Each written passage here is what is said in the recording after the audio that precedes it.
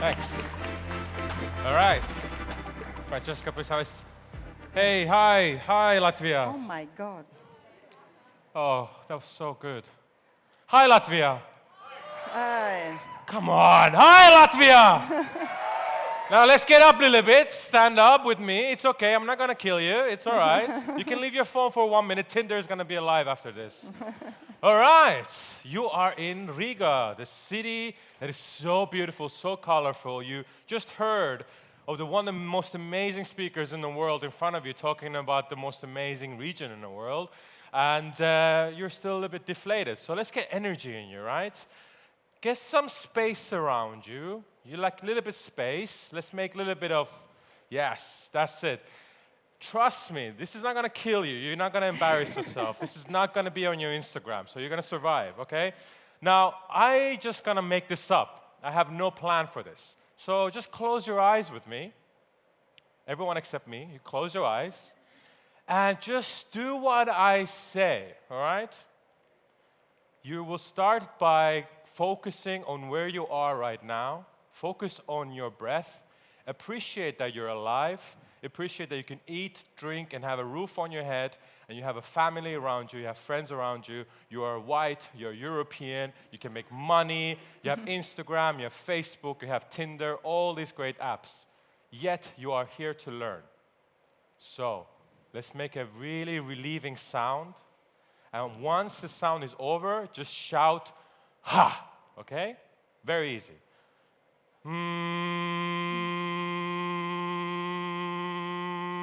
Ha! Like that, okay? You got it? Good, Latvia. It's not that difficult. There's no words. Let's do it again. Louder, come on. Ma! One more time.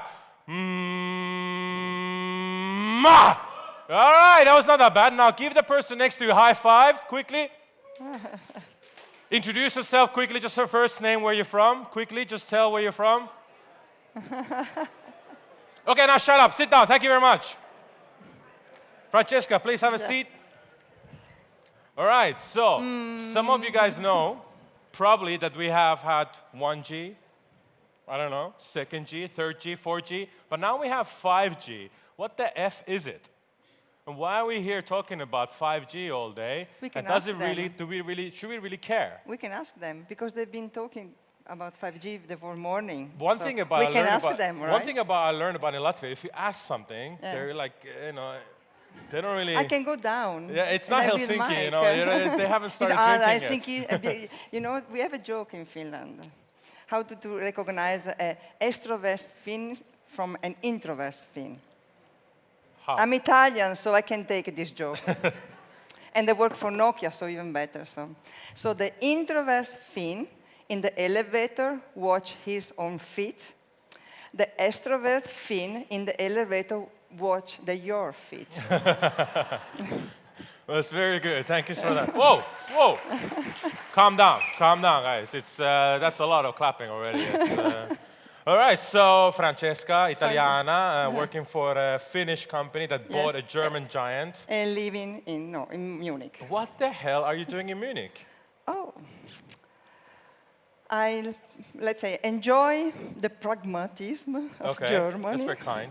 Yeah, but every 2-3 weeks I go back to Italy for food and weather. Nice. So I'm able to really combine the two big positive factors from the two countries: food and weather, and the very planning stuff that Italian. Okay, fair enough. And maybe music, because Germany has. Unless you like Rammstein, do you like Rammstein?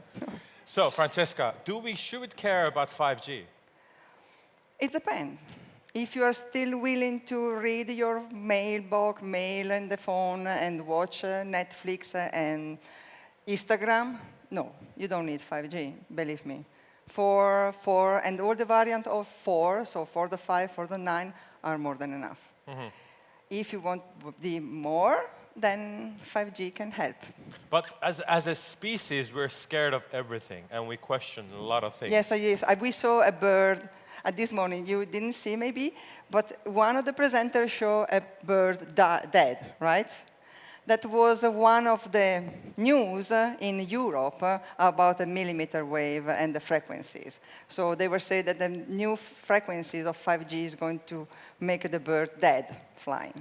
And will it happen? Of course. Of course. All right, then that's something over. No. But so, come on. I mean, there are a lot of birds in the world. I mean, come on. Yeah. Okay, so 5G is going to make the world better, worse, or more connected? It depends. Also, another presenter said that it's a double coin, the coins, not the two faces of the coins. You can have everything, like the medicine. The medicine can help you to get better, but if you take more, you can die. What? But how does this? I mean, so you're saying if I have a lot of 5G, I will die? No, if you have a bad use of 5G. Bad use of what is a bad use of 5G? Okay, there is a lot of, let's say, news about the security and all whatever they are saying about 5G that are spying you.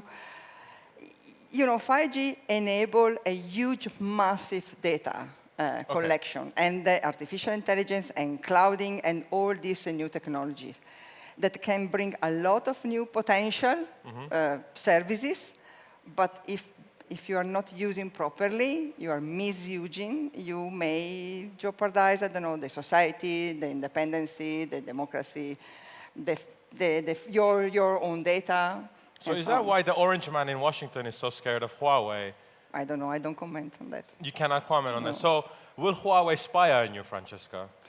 I can spy you as well. So oh, right. Okay, so that's interesting. The technology enables you to do.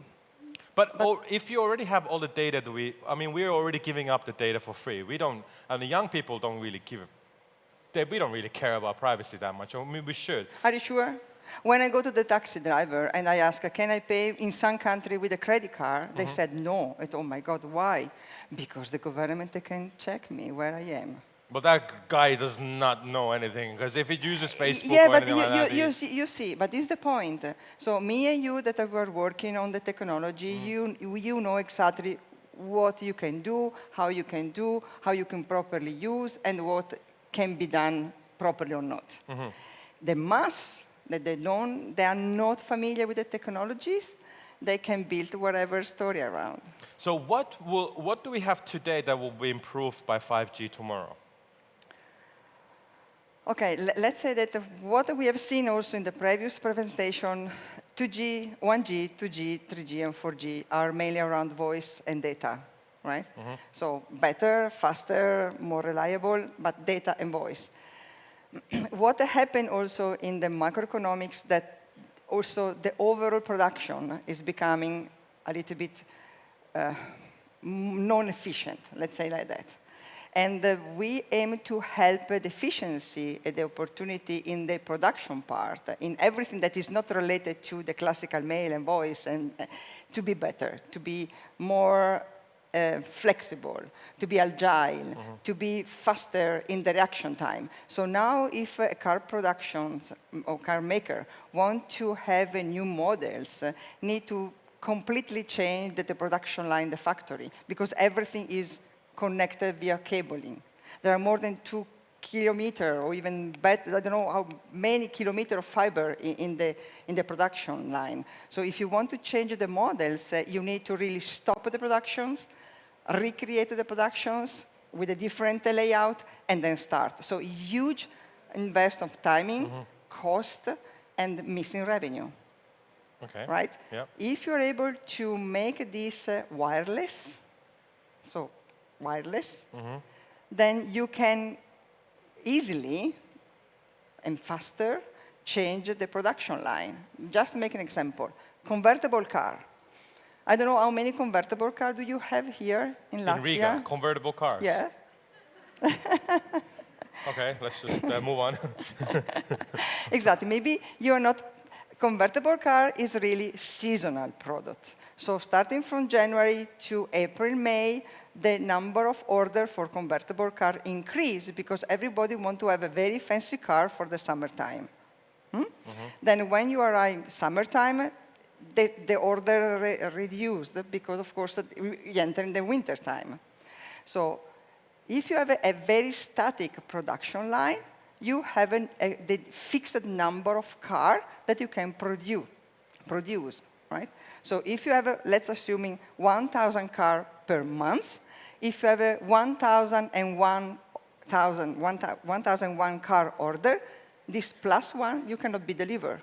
And you can't accept the order because your production line is fixed. Unless you're Tesla and you just wing it. You just take orders and you never fulfill it. Come on. Then the next year, no one is coming to you anymore. Right. Okay, fair enough. I'm going to debate this. I'm not sure if that practical example applies to the current world. Yeah, okay, you have it. Okay, sorry. Okay, so in this way, you have the one is not. You can't accept the order, but you are not delivering. Okay. If you have the capability to have the production line flexible, mean that you can really keep the production line equipped or even over-dimensioned for this specific seasonal ordering. And then when the order goes down in numbers, because it's not more needed, so huge, you can reshuffle the production line for doing another model. So you can adapt quicker to changes. Yeah, okay. This is the one. But you said why 5G? You yeah. can do with Wi-Fi. No, you can't do with Wi-Fi.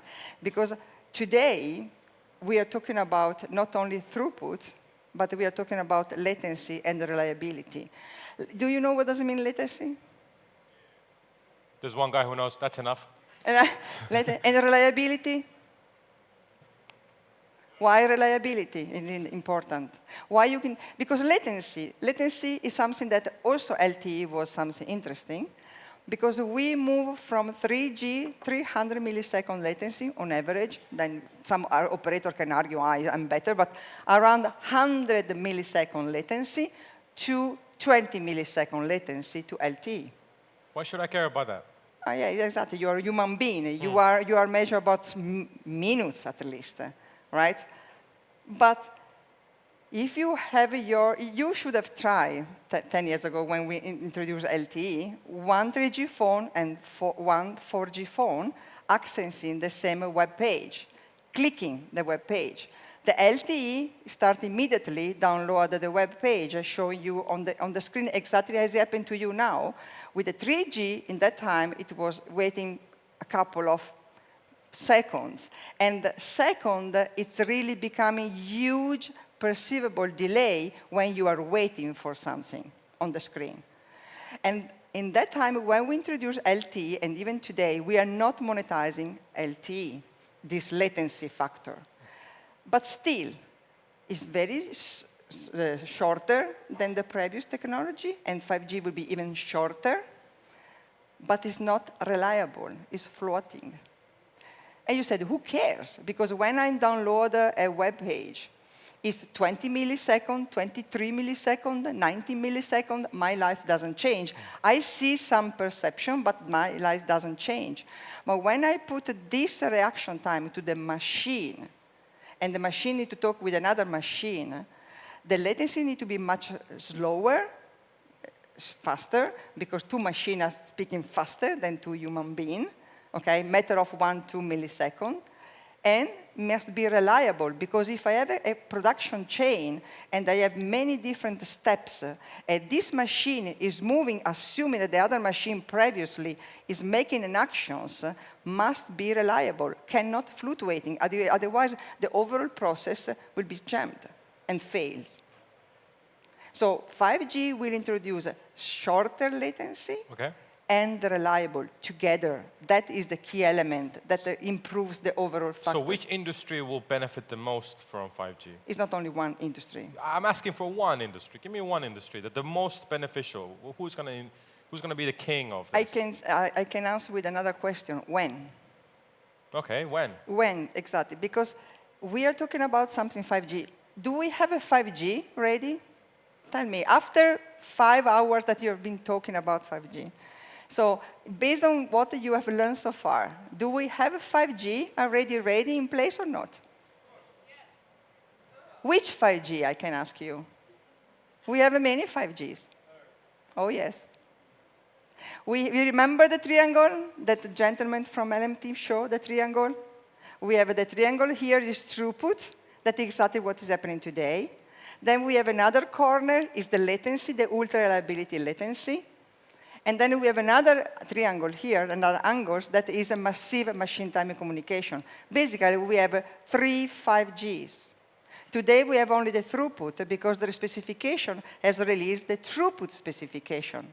So you will be having super fast download and super fast upload. But what we are still writing at the 3GPP specification bodies, that is the framework based on which everything must be compliant, we are still writing, and we are going to release in June this year, the latency. And in 2021, 2022, we are going to release the industry IoT, so the machine-time communication, the third 5G. So meaning, answer to your question, if you want to have a throughput, the biggest industries is the e-gaming. E-gaming. Absolutely. Why? Because the reaction time, and because you need to have this online gaming and this real-time gaming, the throughput is really a factor, plus the latency more stable, not shorter, but more stable, then make the overall industry boosting, and was mentioned this morning. So then when we are going to the ultra-reliability, then we enter in the processing, the mining system, in all the port, and so on. And then when we have the machine-time communication, we enter where we enter in the IoT, in the industrial IoT. So I have 10 years work still. I can hear that. But from right now, if there are people here who are wondering how I can make money out of 5G, which way should I go? Where's the money? How can I make money out of it? There is money outside there.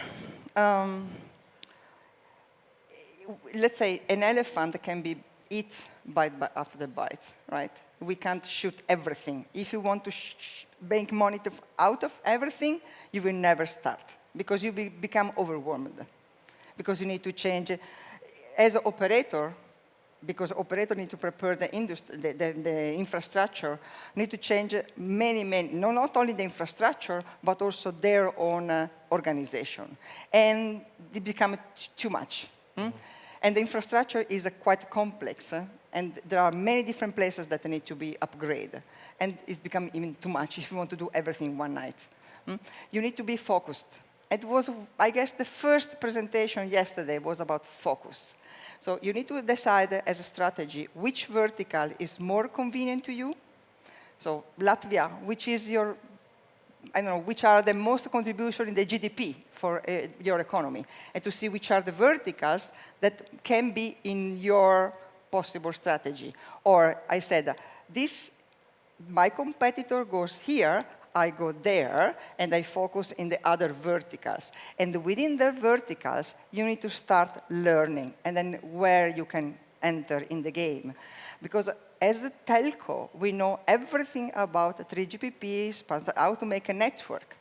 We know very little about the other pain point of the verticals. If I ask you which is one of the pain points of the airport, which is the pain point of the airport? At least in US. Right, the security. No?